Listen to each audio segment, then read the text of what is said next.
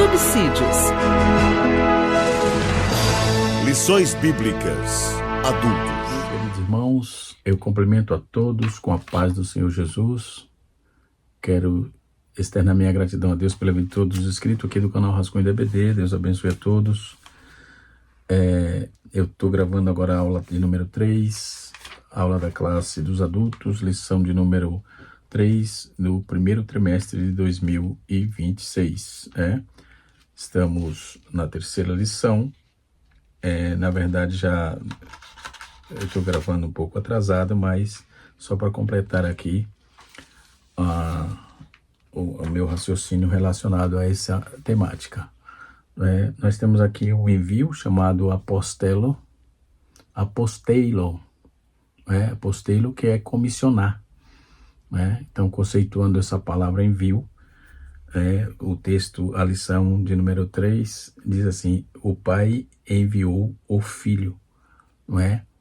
Então, vamos observar e compreender que o envio do filho é apostelo, ou seja, comissionar, enviar, comissão específica, É uma evidência máxima do amor de Deus, o amor agape, e também chama de agapau, agapau, é revelado pelo modo histórico do Redentor, de modo histórico, aliás. Então, quando vamos observar toda essa demanda, nós vamos ver, o comentarista usou 3 textos bíblicos. Primeiro é João, Evangelho de João, que Jesus escreveu, Evangelho de Jesus que João escreveu, capítulo 3, verso 16 e 17. Ele trabalha assim: porque Deus amou o mundo de tal maneira que deu seu Filho unigênito para todos aqueles que nele creem, não pereça, mas tenha vida eterna. Porque Deus enviou seu Filho ao mundo, não para que condenasse o mundo, mas para que o mundo fosse salvo por ele. Certo?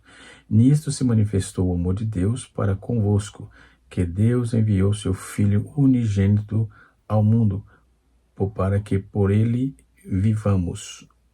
Isso é 1 João capítulo 4, verso 9 e 10. Nisto está o amor de Deus, e não que nós tenhamos amado a Deus, mas que ele nos amou e enviou seu Filho para a propiciação dos nossos pecados. Gálatas capítulo 4, Paulo escrevendo aos irmãos da Galácia disse: mas vindo a plenitude dos tempos, Deus enviou o seu Filho nascido de mulher, nascido sob a lei, para remir os que estavam debaixo da lei, a fim de recebermos a adoção de filho. Outro conceito interessante, a adoção. Até fiz minhas anotações aqui, deixa eu ver, coloquei aqui em algum lugar sobre a adoção. Está aqui, deixa eu ver aqui, e fiz aqui minhas observações. Daqui a pouco já estarei trabalhando elas, tá? Então essa questão também é importante, essa questão da adoção, tá certo? Porque sois filhos de Deus, Deus enviou aos nossos corações o Espírito de seu Filho, que clama Abba Pai. Outra palavra interessante, tá? Então nós vamos observar que, embora todo o conteúdo do contexto aqui, o textuário diz assim: nisto se manifestou o amor de Deus para conosco, que Deus enviou seu Filho unigênito ao mundo, para que por ele vivamos. Em 1 João 4, 9, João declara que o amor divino se manifestou.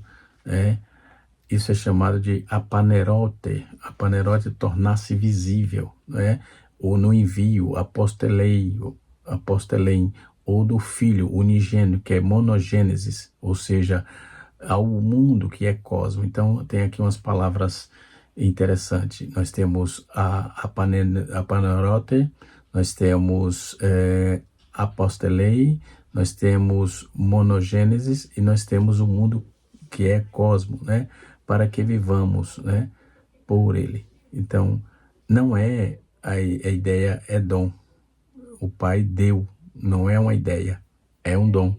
Então o Pai deu o seu Filho, capítulo 3 de João, conforme a leitura, verso 16 e 17. Então esse amor, que é chamado ágape, acontece, aí antecede a nossa resposta. Ou seja, ele nos amou primeiro, sendo nós ainda pecadores. Então, a nossa resposta é recebê-lo, é aceitá-lo, não é?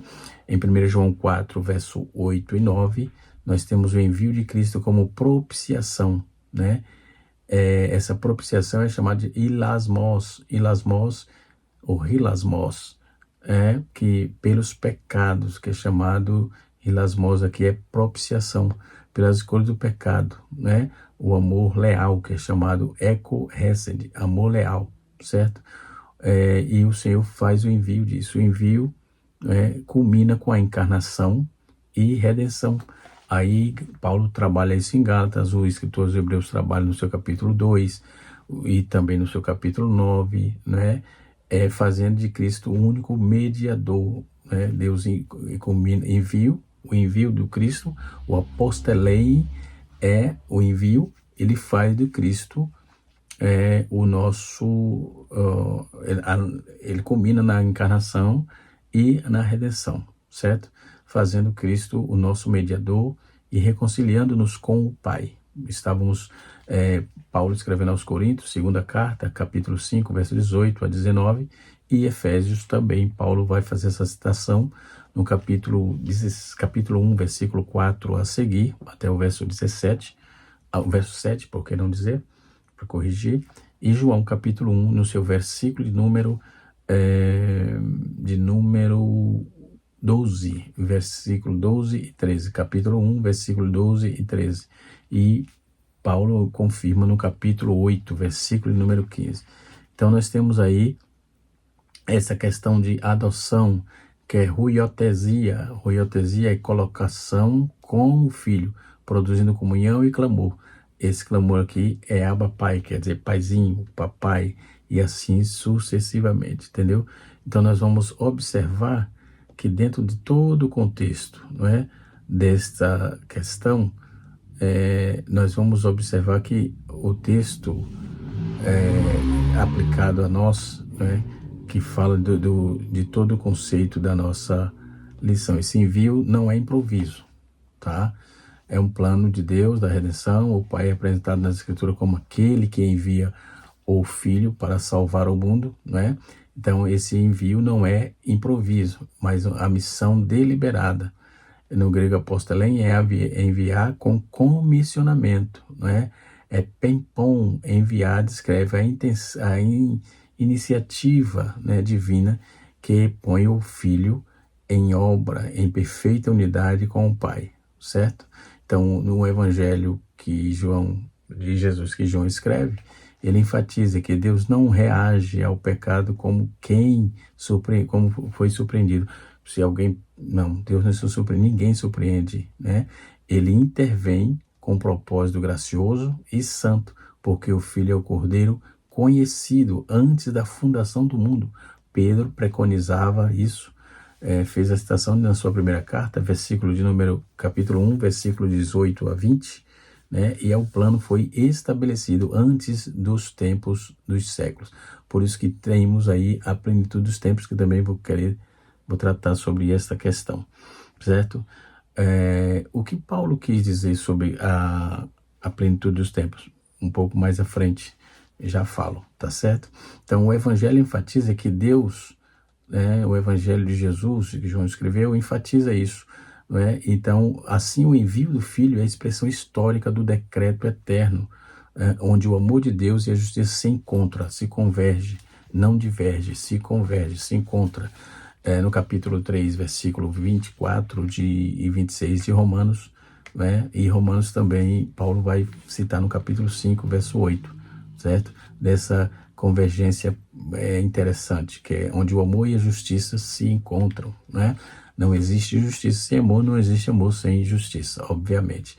Então, João afirma que o amor ágape se manifestou, né? Tornou-se visível no envio do Filho, que é monogênese, ou seja, unigênito, único, em espécie, não como resposta ao nosso mérito, porque somos bons, porque o homem merece, a mulher merece, não.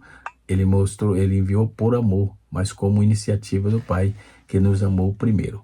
E enviou Cristo como propiciação, que é hilasmos, ou seja, removendo a culpa e satisfazendo a justiça. 1 João capítulo 4, verso de número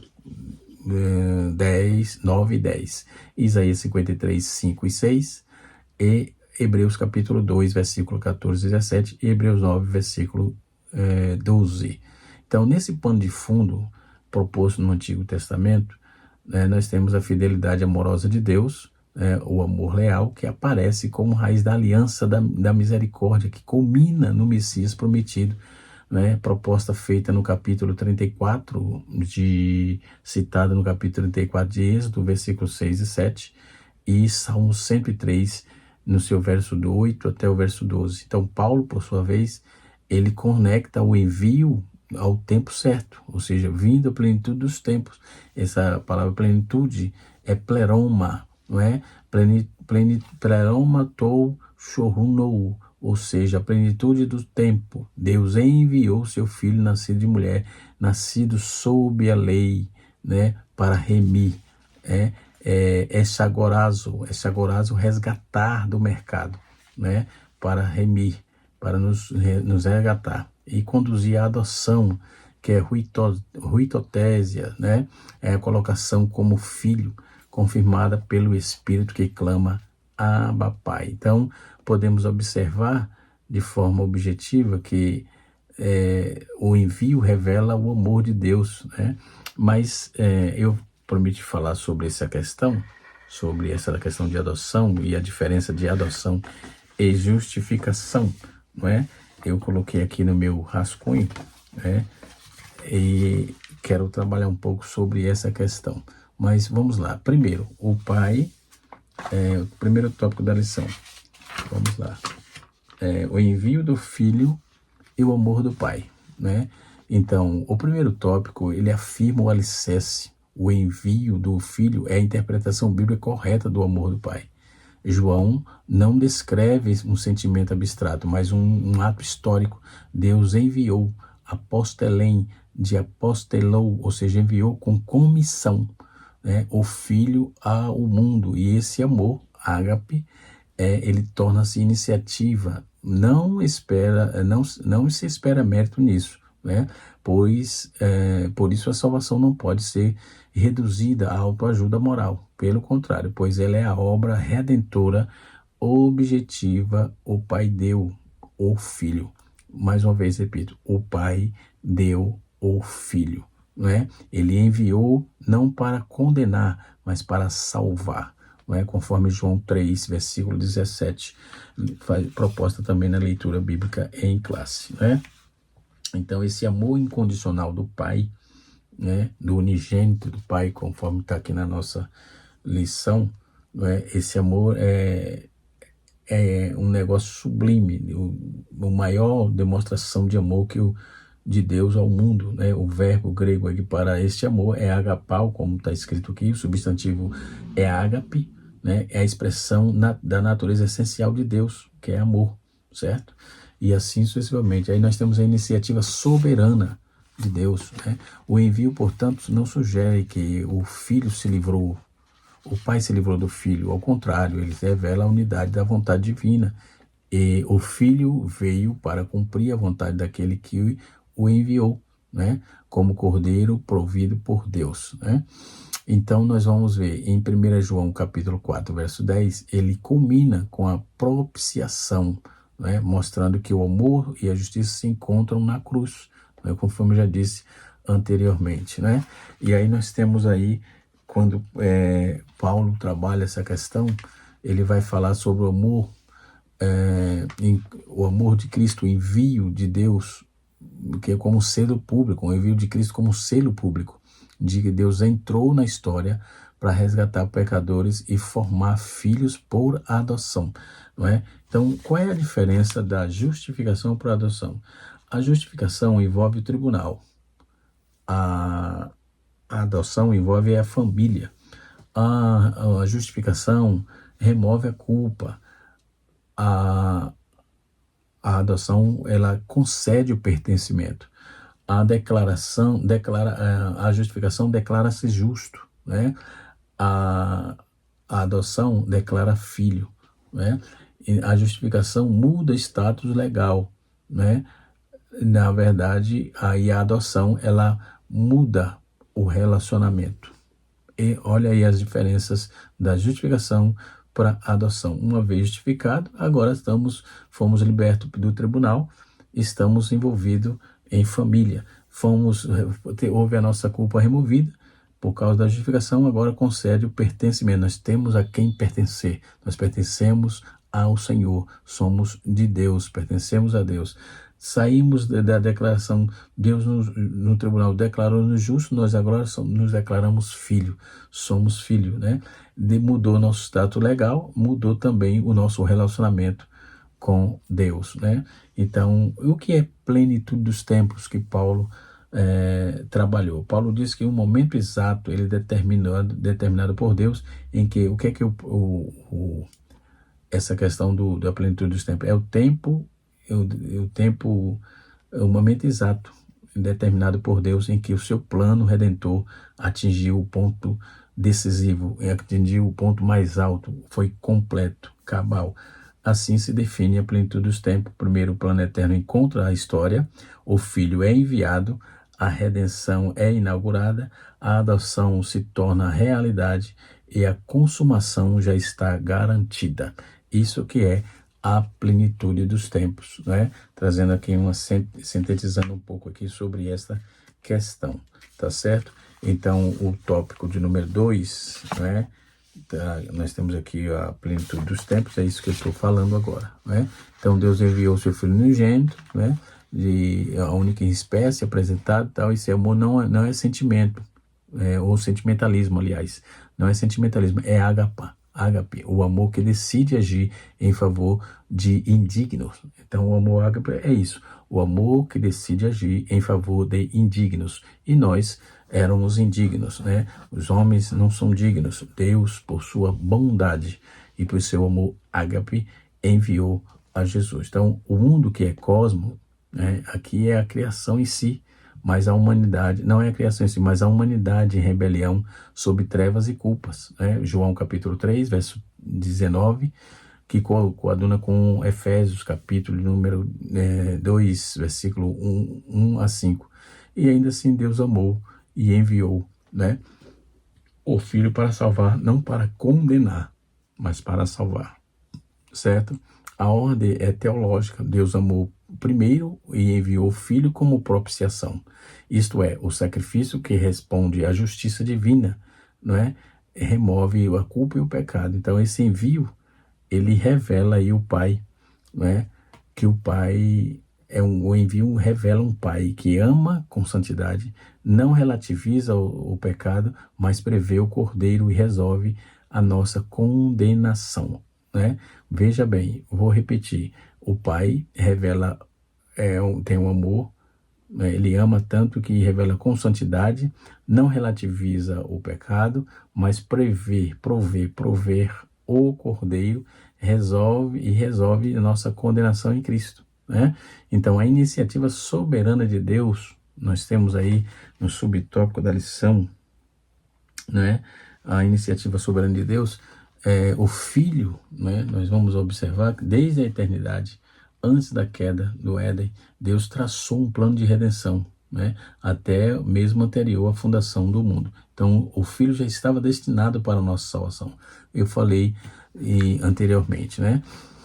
Logo no início do vídeo. Então, nós temos aí essa a soberania, no caso, não é fatalismo, não.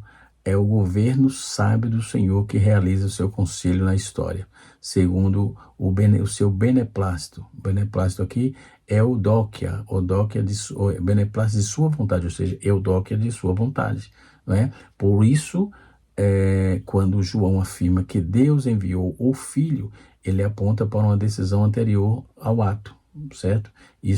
Cristo é o Cordeiro, reconhecido antes da fundação do mundo, e a graça foi concedida antes dos tempos dos séculos, né? Conforme eu também já trouxe aqui sobre essa questão da plenitude dos tempos. Isso corrige 2 enganos, certo? Que Deus não mudou de ideia após a queda, e o ser humano não iniciou o movimento da salvação. Então, esses dois enganos estão totalmente debelados, né? Números capítulo 23, versículo 19, 1 João 4, verso 10 e João capítulo, Evangelho de Jesus, que João escreveu no capítulo 6, versículo 44. Pessoalmente, o envio fundamenta segurança, a salvação, aliás, pessoalmente, pastorialmente, né? Pastorialmente, o envio de Cristo, ele fundamenta a segurança. A salvação repousa no propósito do Pai, consumado pelo Filho. Não é? João capítulo 6, versículo 38 a 40. Não é? Então, o envio do Filho e a divindade. Como vamos lidar com isso? O envio do Filho não sugere inferioridade ontológica. Ponto. Isso é um ponto culminante. Mas uma distinção econômica. O que é economia aqui? É funcionalidade, né? A economia, toda vez que vamos trabalhar teologicamente, isso é funcional, né? Então, na obra da salvação, então a funcionalidade, como funciona o mecanismo da salvação, é uma distinção sobre isso. Então, o Filho é plenamente Deus, o Verbo era Deus e é um com o Pai, né? Compartilhando da mesma glória, certo? Então, aí está o Filho e a divindade, certo? O Pai envia o Filho como o dom, e o Filho assume a missão em obediência, certo? Em obediência perfeita, desci do céu para fazer a vontade daquele que me enviou, certo? Esse Espírito também é enviado, o Pai envia-os em nome do... o Pai envia em nome do Filho, né? E o Filho envia da parte do Pai, aplicando assim a redenção ao coração do homem, né? Assim, perseverando na unidade e distinção, um só Deus, Theos, em três pessoas, uma vontade redentora e uma obra salvadora. Veja que coisa interessante, não é?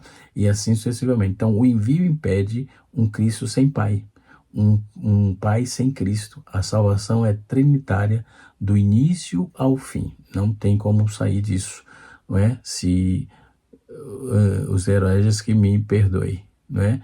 Na verdade, todo esse contexto está dentro dessa proposta salvífica de Deus, tá certo? E nós vamos observar aqui o envio, o Filho é a prova objetiva do ágape de Deus, o amor que antecede o mérito, a resposta ao pecado pela graça, que é charis, graça é charis, justiça. Essa iniciativa é soberana, planejada antes da fundação do mundo, não é? Então, podemos ver que, realizada na história, também vimos que o envio revela a unidade trinitária do Pai, né? Até aqui é o que já vimos, ok? Então, o tópico 2 fala sobre a plenitude do tempo, e eu trouxe uma palhinha sobre essa questão. Esse segundo tópico responde: o envio do Filho aconteceu quando aconteceu, certo? Apresenta exatamente quando aconteceu. E Paulo afirma: vindo a plenitude dos tempos, pleroma tou shornou, ou seja, o tempo plenamente completo, o tempo plenamente completo. Deus enviou, ou seja, chapestelen, ou seja, envia comissão definida ao seu Filho. Não enviou aqui para passear, não enviou para outra coisa, foi comissão definida específica, e ele obedientemente o cumpriu, né? Isso não é poesia vaga, não, é a teologia da história, é o Senhor que governa épocas e estações, conforme Daniel 2:21, né? Conduzindo os acontecimentos segundo o seu conselho, conforme Isaías capítulo 46, versículo de número 9 a 10, né? E aqui no nosso tópico, no tópico da lição, nós temos aí a perfeita sabedoria da unidade determinou o momento exato para a execução do plano, né? Historicamente, o domínio romano construiu estradas, rotas comerciais e contribuíram para a disseminação do evangelho, né? Então, a cultura grega unificou o modo do meio do grego koiné, tornando possível a escrita do Novo Testamento em línguas conhecidas e popular. No judaísmo, apesar da rejeição dos líderes entre o povo, a expectativa messiânica estava revelada, não é? Então, nós vamos observar que a plenitude aqui, que que a plenitude, nessa questão, isso não é poesia que eu falei, assim o envio, data, teologia, o tempo certo, o seu tempo, né? Quando a promessa e sombras do Antigo Testamento convergiram no Messias, né? Lucas capítulo 24, verso 24, 44, Lucas 24, versículo 44, né? E nós temos aí Hebreus capítulo 10, versículo 1. Então, a plenitude esclarece dois pilares da encarnação. Por exemplo, Cristo veio nascido de mulher, verdadeiramente humanidade, a verdadeira humanidade, Hebreus 2, versículo 14 e 17, e nascido sob a lei. Então, aí está o cerne da plenitude dos tempos, né? A submissão no regime mosaico para cumprir a consumação da lei, conforme Mateus capítulo 5, verso de número 17, né? E coaduna com Romanos capítulo de número 10, verso 4. Então, o objetivo do envio não foi apenas visitar, mas remir, né? Resgatar o que estava debaixo da lei e conceder a adoção, certo? Então, a colocação como filho, confirmada pelo Espírito que clama Abba Pai, né? Em suma, a plenitude dos tempos mostra que Deus não improvisa. Ele opera, envia, redime e faz o filho e faz filhos em Cristo, não é? Que somos nós. Então Deus não fica brincando ao longo do tempo e ao longo da história. Então a preparação histórica desta questão religiosa, né? Os filhos nascidos da lei, a adoção dos filhos, né? E assim sucessivamente. Então nós temos aí essa preparação histórica religiosa sobre a plenitude do tempo, né? Que envolve a preparação individual, né? Esse texto está mais uma vez vou frisar, Gálatas capítulo 4, versículo 4. Historicamente, nós temos a Pax Romana. Esse trimestre passado eu estudei sobre isso, né? Sobre esses conflitos que a Pax Romana trouxe e tal, né? Com estradas, rotas, favoreceu o deslocamento e tal. Tá aqui na nossa lição também. Isso trabalhava sobre a Pax. Eles queriam fazer barganha, mesma coisa que barganhar, para trazer paz romana. Então eles pegavam os seus escravocatas, para os escravos, para fazer, e aquelas pessoas aquelas nações que eles subjugavam, o Império Romano, né? Então eles traziam todos esses benefícios para que a paz iguasse, né? E assim sucessivamente. Então, esse deslocamento, comunicação, contribuindo para a rápida expansão apostólica. Isso só contribuiu para isso, de fato, né? Então, culturalmente, o grego koiné tornou-se a língua franca, permitindo que o evangelho fosse comunicado com clareza às nações, né? Atos capítulo 2, versículo 5 até o versículo 11, e Colossenses capítulo 4, versículo 3 e 4, nos dá essa base, né? Dentro do campo religioso, Israel aguardava o Consolador e o Redentor. Simeoniano, ele expressa essa esperança messiânica no capítulo 2, versículo 25 a 38. Aí João Batista prepara o caminho como uma voz. A voz aqui no grego é phone, que conclama ao arrependimento, né? Nós vamos ver Isaías 40, versículo 3, que coaduna com Mateus capítulo 3, versículo de 1 a 3, né? Esse quadro confirma que Deus conduz a história, e com propósito. Ele determina tempos e limites e age a seu tempo, ponto. E ninguém pode interferir. Então isso sustenta a fé, mesmo quando não entendemos o relógio da providência. O Deus que preparou o mundo para o envio do Filho também governa nossos tempos, né? E assim, o Filho nascido sobre a lei, né? Aí, fechando aqui o tópico de número 2, tá? Essa primeira expressão confirma a encarnação real. O verbo se fez carne, o sacres, né? Que entrou plenamente a nossa condição humana sem pecado, né? A segunda declaração é sua submissão voluntária ao regime mosaico, pois ele veio para cumprir, ou seja, o plero, né? Cumprir completamente a lei e não anulá-la, né? E tornando-se assim obediente, perfeito. Onde Adão falhou, o segundo Adão não falhou, né? Em momento algum. Então, por isso, Cristo pôde oferecer um sacrifício eficaz, santo, inocente, separado dos pecadores, né? Cumprindo as sombras do sistema sacrificial, né? Remindo, né? resgatando os que estavam debaixo da lei. Isso corrige qualquer noção de um Cristo distante, o envio do Filho, que viveu nossa realidade, sofreu, foi tentado, venceu para salvar com obediência concreta, né? É a vitória histórica, né, que temos. Então nós temos a adoção do Filho, que esse alvo do envio não se limita ao perdão, ele culmina com a adoção. Paulo une redenção e filiação, né? Cristo veio para remir, para que recebêssemos a adoção, né?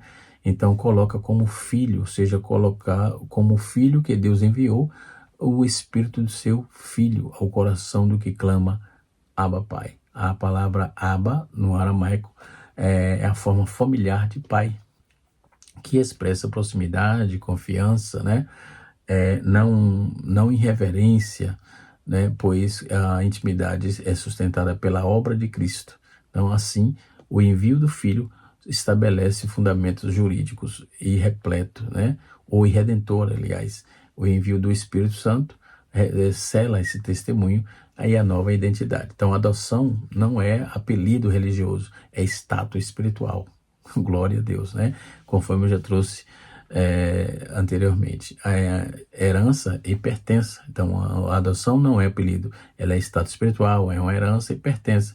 Já não é servo, mas filho, feito participante da família de Deus, né? Então, podemos observar, dentro desse contexto de Gálatas capítulo 4, versículo 4, indica o momento exato do plano de Deus. A lei cumpre seu papel pedagógico, que no grego é paidagogos, né? E no capítulo 3, versículo de 4, então o pai envia, né? E comissionou o filho e enviou autorizado, né? Ou seja, sem nenhuma ilegalidade. Assim, o envio é intencional e redentivo, ou para nos redimir. No tempo determinado, Cristo veio para redimir e conceder a adoção, entendeu? Então, aqui podemos entender o plano divino salvífico que enviou o Pai. Primeiro, o Pai planeja e envia, o envio prova aí é a prova máxima do amor, que é o ágape, um plano eterno e soberano. Aí depois nós temos a fase 2 desse movimento, né? O Filho executa e redime, chegou à plenitude dos tempos, aí a missão da redentiva da adoção veio por meio para resgatar e redimir. Veja que fator interessante e preponderante para a nossa vida, não é? Então nós temos a terceira fase, aí o Espírito confirma e aplica, não é? Então o terceiro tópico da nossa lição tem a Trindade no plano da salvação, ok? Então essa questão da a divindade no plano da salvação, dentro desse terceiro tópico aqui, nós temos aí a organização em língua bíblica pastoral que envia o Filho e realiza, ele envia o Filho, o Pai envia, o Filho realiza e o Espírito aplica, não é? A Trindade intrínseca dentro desse contexto, não tem como tirar, né? Isto não fomenta Deus, não fragmenta Deus em três deuses, pelo contrário, descreve a unidade de Deus trino, que é o que Deus é, né? Quem é Deus? Deus é trino, não tem o que fazer, né? Então, dentro desse contexto, a unidade do Deus trino, que é Reis Theos, ou seja, um só Deus, operando de um modo inseparável, né? Então, o envio do Filho é a central que anuncia, que nunca, aliás, a central que nunca isola, né? Nunca está isolado, ele procede da vontade amorosa do Pai, é cumprido pelo Filho em obediência histórica, né? Então, é aplicado pelo Espírito como regeneração. Por isso, a divindade não é curiosidade, é fundamento do Evangelho, um só mediador que oferece a redenção objetiva, né? E o Espírito dá testemunho, certo? O interno, a filiação, né? O coração. Então, se serviremos ao Pai, perderemos, se removemos o Pai, perdemos o propósito. Se negamos o Filho, perdemos a propiciação. Se ignorarmos o Espírito Santo, perdemos a aplicação e a perseverança. Veja que interessante, vou repetir outra vez. Então, pois a divindade não é curiosidade, é fundamento do evangelho. Um só mediador oferece a redenção objetiva, o Espírito dá testemunho e filiação, não é? E assim sucessivamente. Então, se removermos o Pai desse projeto, perdemos o propósito. Se negarmos o Filho, perdemos a propiciação. Se ignorarmos o Espírito Santo, perdemos a aplicação e perseverança. E assim, a salvação é trinitária do início ao fim, de forma cabal. Então, é exatamente isso que torna o envio do Filho uma boa notícia para o mundo, uma boa nova, o evangelho, propriamente dito. Então, a vontade do Pai é realizada no Filho, e Jesus define essa missão, com clareza: desci do céu não para fazer a minha vontade, Então, o verbo envio, que é pempo, ele conecta também a comissão à obediência. O Filho não age isoladamente, mas perfeitamente em concordância com o Pai. Então, a vontade do Pai inclui preservar os que lhe foram dados a conceder uma vida eterna. Não perderei ninguém, eu ressuscitarei no último dia. Assim, o envio é mais do que o início e garante a consumação, porque a missão do Filho é eficaz e completa, Então, nós temos a mediação exclusiva do Filho. A Escritura é inequívoca sobre isso, Ninguém vem ao Pai senão por mim. Essa exclusividade não nasce de arrogância eclesiástica, mas nasce da identidade do mediador, que é missites, ou seja, aquele que fica no meio para reconciliar. Então, isso é o único. O Filho é o único que revela plenamente o Pai. Deus, o unigênito, ele revelou, João capítulo 1, versículo 18, e João 14, verso 9. E por ser verdadeiro Deus e verdadeiro homem, pode apresentar-se Deus diante dos homens e os homens diante de Deus, ok? E assim sucessivamente. Então, ele oferece sacrifício eficaz, inaugura nova aliança, sendo o cordeiro que tira o pecado do mundo. Então, essa mediação trinitária, o Pai move e o envio, o Pai promove o envio, o Espírito testifica e glorifica o Filho, Então, por isso não há atalhos espirituais a um só mediador e nenhum outro à salvação. Atos 4, versículo de número 12. Então, o envio do Filho é a porta exclusiva, porque Deus determinou um mediador suficiente e definitivo, certo?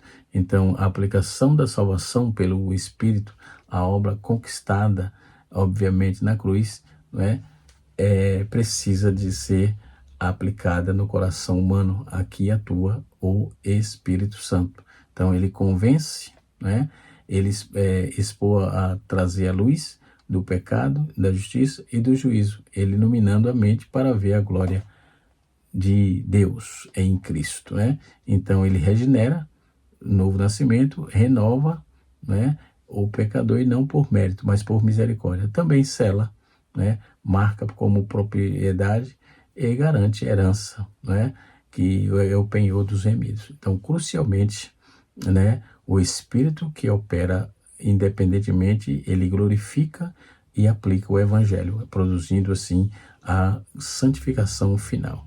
Então, notemos que em termos pastorais, isso significa que o Evangelho não é apenas informação, é transformação, é o Espírito que torna eficaz a vida do crente, aquilo que o envio do Filho, realizou segundo a vontade do Pai. Então, nós observamos que a salvação é trinitária, o Pai promove o envio do Filho, o Filho cumpre a vontade do Pai e realiza a redenção, Está na nossa lição, nós vamos aprender, nós aprendemos domingo, E assim sucessivamente. Então, a próxima aula estarei comentando a paternidade do Pai. Tá certo? Deus abençoe a todos.